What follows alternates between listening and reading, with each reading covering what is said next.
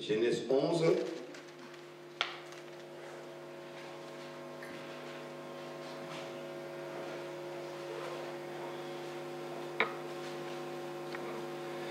Donc nous allons prendre le verset 24.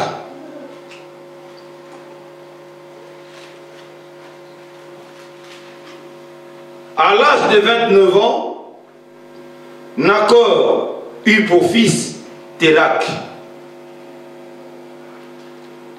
Nacor vécut 119 ans après la naissance de Térak, et il eut de fils et de filles.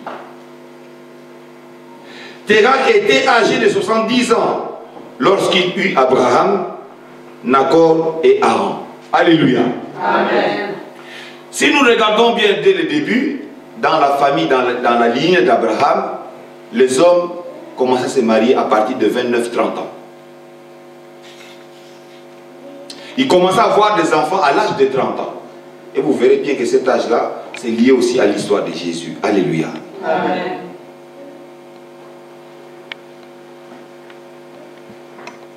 Mais Abraham est fils de Térak. Mais son père a eu 3 fils. Il y a le premier qui s'appelait Abraham. Il y a un autre qui s'appelait Nacor et un autre qui s'appelait Haran. Alléluia. Amen. Voici la lignée de Térak. Térak eut pour fils Abraham, Nacor et Haran. Haran eut Lot. Ça, c'est pour vous donner une petite aperçu. Ça dit, Lot, comme vous savez bien, est le neveu d'Abraham.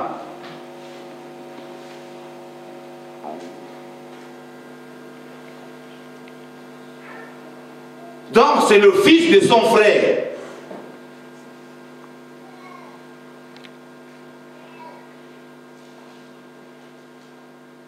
Ils étaient 3. Donc, Abraham, Nacor et Haran. Acclamons le Seigneur.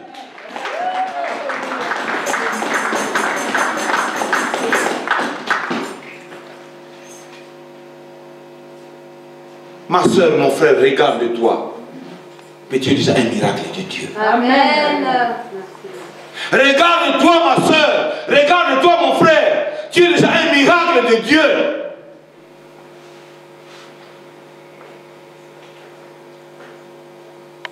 Parce qu'il Dieu t'a appelé.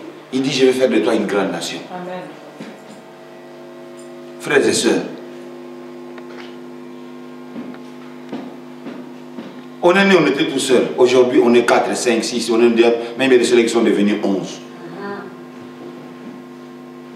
Ce n'est pas une bénédiction, ça? Amen. Ce n'est pas une bénédiction, mes chers frères et sœurs. Moi, je suis arrivé en France, j'étais tout seul. Comme on dit, les pieds, les mains et la tête avec mes gros yeux.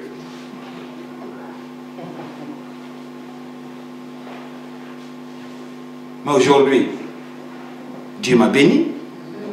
J'ai ma femme, j'ai mes enfants, j'ai mes petits-enfants. Aujourd'hui, on est 11.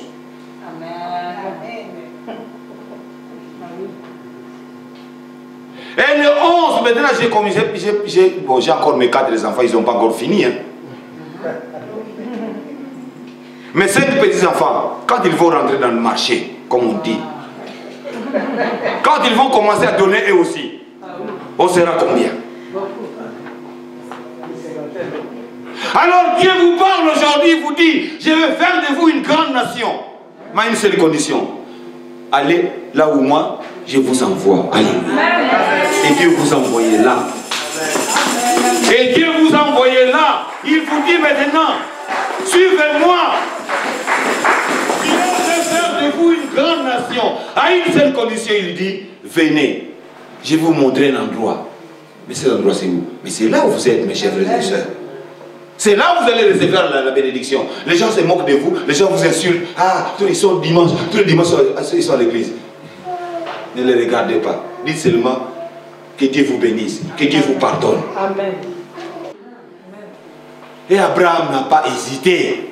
Qu'est-ce qu'il a fait? Il a pris son neveu, il a pris sa femme Sarai, et ils sont partis là où Dieu l'avait envoyé. Alléluia. Amen. Mais mes chers frères et sœurs, pourquoi nous hésitons? Pourquoi nous hésitons, mes chers frères et sœurs?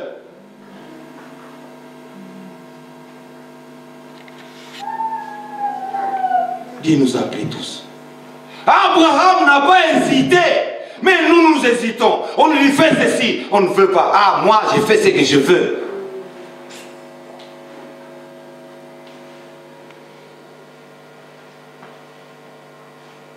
Peut-être, ce que tu vas faire, c'est la quantité de l'œuvre que Dieu a donnée à ton père. Parce que Héra, quand il partait avec son fils et son petit-fils, ils allaient où? À Canaan. Mais ils ne sont pas arrivés. Ils se sont installés à Charan. Mais qu'est-ce que Dieu va faire? Il va envoyer Abraham d'aller, de continuer la route et arriver là où son père voulait aller. Alléluia. Amen. Mais mes frères et mes soeurs, vous ne savez pas, peut-être dans votre famille, votre arrière-grand-père était un serviteur de Dieu. Peut-être vous ne savez pas.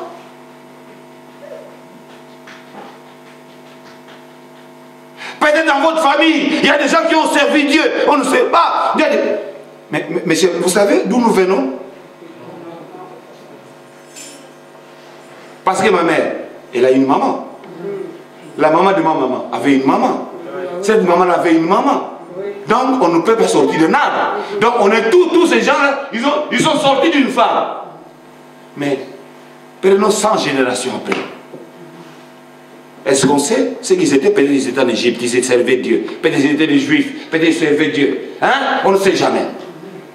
Mais Dieu t'appelle et dit, parce que tu vas continuer l'œuvre de ton grand-père. Tu vas continuer l'œuvre de ton père. Alléluia. Amen. Je vais vous donner l'exemple. Pamela, par exemple, ton père, il chantait, non? À l'église, non? Aujourd'hui, il le fait encore. Mais tu ne sais pas, peut-être Dieu t'a appelé. Dieu a voulu que tu rencontres le rocher, et le rocher t'amène là, pour que toi tu puisses continuer l'œuvre de ton père. Parce que ton père s'est arrêté quelque part.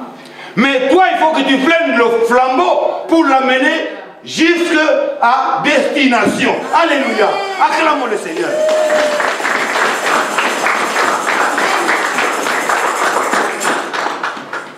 Alors, mes chers frères et sœurs, arrêtons de jouer. Arrêtons de jouer. Prenons les choses de Dieu au sérieux. Parce que tu ne sais pas le comment et le pourquoi, ma chère sœur.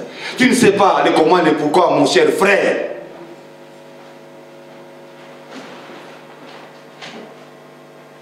Moi, mon grand-père était un serviteur de Dieu. Mais nous aussi, on continue. Dans la famille, il y a un pasteur. Il y a une pasteur aussi. Et il y a, comment on les appelle? Un prêtre catholique.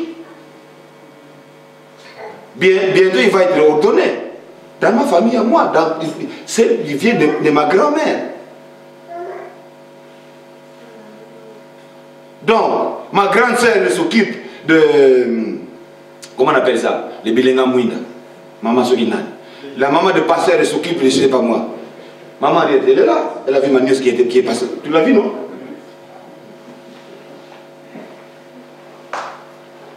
Et croyez-moi, mes chers frères et sœurs, parmi mes enfants, il y en aura aussi. Celles que moi-même j'ai mis au monde avec maman, il y aura aussi des serviteurs de Dieu. Et cette œuvre-là, ils doivent le continuer. Ils doivent le continuer, qu'ils le veuillent ou non. Ils doivent le continuer.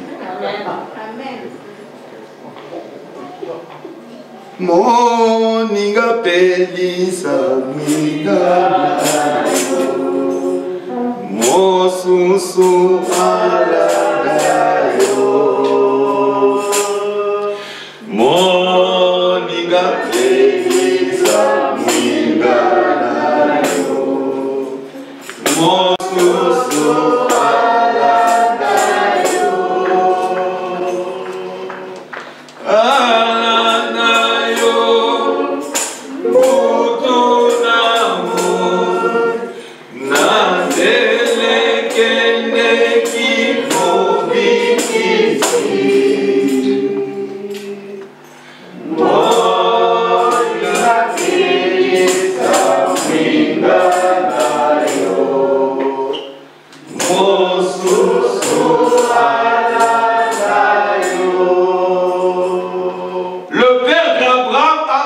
allumé sa lampe.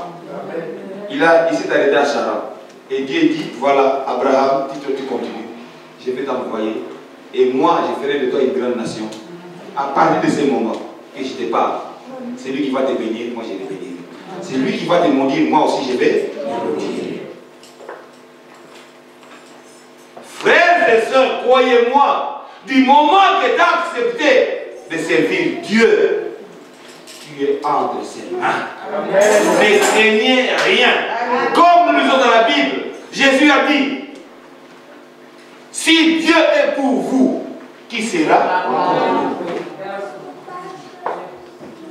Et David l'avait dit dans le psaume, il a dit, si Dieu est pour nous, personne ne sera contre nous. Paul il a dit encore, si vous croyez en Jésus, s'il est pour vous, personne ne sera contre vous. Alléluia. Parce qu'il le savait. Abraham avait reçu une motion de son père et de Dieu, lui disant, je ferai de toi une grande nation. Alors mes chers frères et sœurs, croyez-moi, vous êtes déjà une grande nation. Amen. Nous sommes là parce que nos parents nous ont montré le chemin en nous disant il n'y a pas un seul, il y a seulement un seul chemin qui mène au salut. C'est de croire en Dieu. Nous aussi nous venons aujourd'hui, nous amenons nos enfants. Et ces enfants-là, ils grandiront dans cette parole. Voilà cette nation qui va essayer de grandir. Voilà cette nation qui va aller de l'avant. Alléluia. Acclamons la parole de Dieu. Alors suivons mes chers frères et sœurs. Donc vous m'excuserez parce que il faut qu'on veille toujours parce que le truc là est cassé. Bien. Abraham partit conformément à la parole de l'Éternel et l'autre partit avec lui. Voilà mes chers frères et sœurs ce qui est touchant. Abraham, quand son père l'a amené, il a amené son neveu. Et lui quand il va partir, il entend la parole de Dieu, les recommandations de Dieu, dit non, moi mon père m'a amené avec mon neveu, moi aussi je pars avec mon neveu. Mais mes chers frères et sœurs, nous venons tous seuls, nous laissons nos maris, nous laissons nos femmes, nous laissons nos enfants à la maison. Mais parlons-leur. Parce que si nous ne les amenons pas, comment ils sauront qu'il y a la parole de Dieu? Comment ils vont changer? Comment ils vont suivre Dieu? Lot a suivi son nom. Et Abraham n'en avait pas abandonné. Il est parti avec lui. Alléluia. Acclamons la parole de Dieu.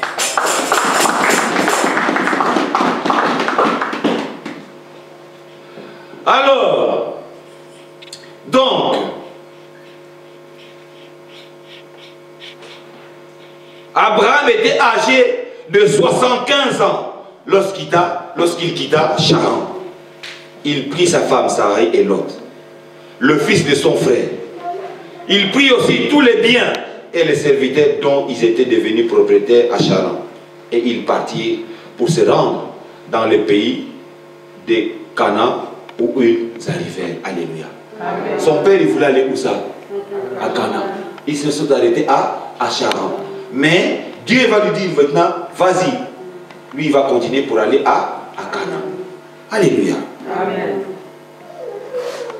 Abraham traversa le pays jusqu'à l'endroit appelé Sichem, jusqu'aux chaînes de Morée.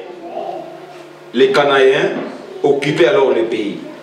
L'Éternel apparut à Abraham et dit, c'est à ta descendance que je donnerai ces pays. Abraham construisit là un autel en l'honneur de l'Éternel qui lui était apparu. Il partit de là vers la région montagneuse qui se trouve à l'est de Bethel, et il dressa ses tentes. Bethel était à l'ouest et Haï à l'est. Là, il construisit un autel en l'honneur de l'Éternel et fit appel au nom de l'Éternel. Puis Abraham continua par étapes en direction de Negev. Alléluia. Amen. Voilà. Donc Abraham, il a reçu quoi? L'appel de Dieu. Et il n'a pas hésité. Il va se mettre en route avec son neveu Lot.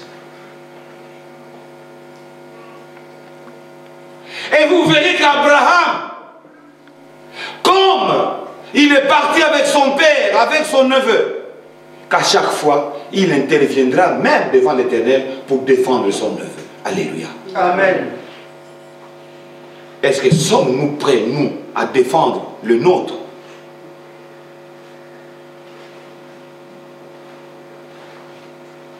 Voilà la question que nous allons nous poser aujourd'hui. Est-ce que suis-je capable de défendre le mien? Ce n'est pas en prenant l'épée pour aller se battre avec nous. Nous devrons sauver le mien, le nôtre. Comment? En priant. Si nous savons que notre frère a un problème, notre soeur a une difficulté, qu'est-ce que nous allons faire? Nous devons nous mettre dans la prière. Prier pour cette personne-là. Demander à Dieu pour que Dieu puisse l'exaucer. Alléluia. Amen. Mais nous, nous faiblissons, mes chers frères et sœurs. Nous faiblissons. Mais mes chers frères et sœurs, croyez-moi, vous êtes comme des Abraham.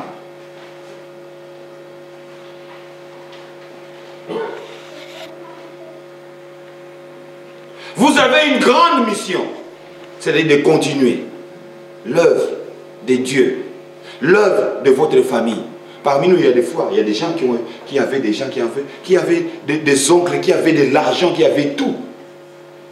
Mais arrivé un moment, l'oncle meurt, vous n'avez plus rien.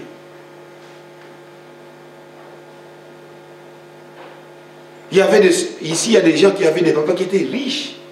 Mais arrivé un moment, papa est mort, la famille de papa, ils prennent tout. Mais Dieu dit, je vais t'envoyer en France, je vais t'envoyer en Europe, je vais t'envoyer dans un pays étranger. Tu es venu, tu arrives ici, tu oublies tout.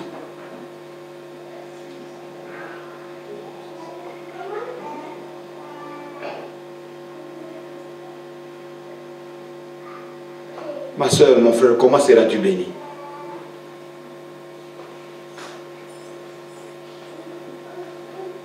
Il y a plein de gens qui sont ici, leur maman crève de faim.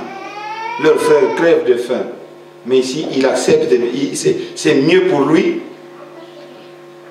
d'aller dans les concerts de Papa Wemba. Il passe là aux tribunes.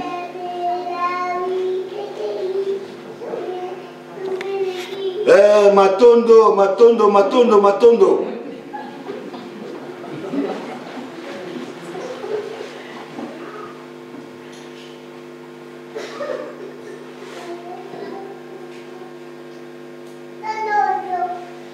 Moi je passe, papa ma base aussi il vient à Lessie. Oh, Yadi, Wadi, Wadi, Wa. Ma banza, Connors.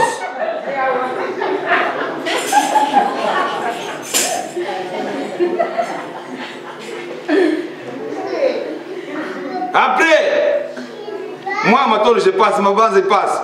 J'ai Wilma, sous la bio, mais il donne. Oh, il y a Wilma, nan noisy le sec. Ah, de Rio. Ça devient une bataille. On oublie l'essentiel pour lequel nous sommes là. Alléluia.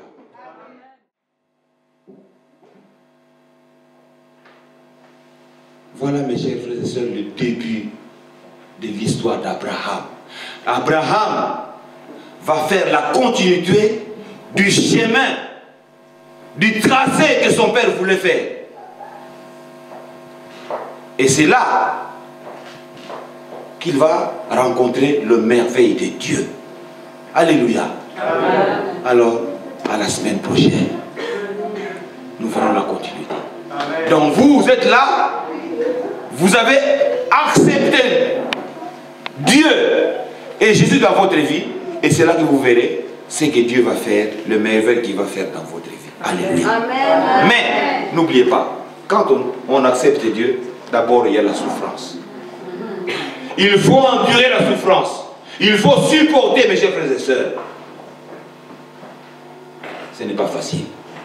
Mais il faut être performant, endurant, croyant en Dieu, prier, et vous verrez que un jour comme ça, comme le hasard, comme un rêve, Dieu vous parle, Dieu t'élève, Dieu te donne la chance, Dieu te donne le pouvoir, Dieu te donne tout. Et les aveugles diront, à similitude. Voilà le vrai Titi. Amen. C'est là où il y a le vrai Matiti. C'est là. La parole de Dieu. Amen. Que Dieu vous bénisse tous. Amen.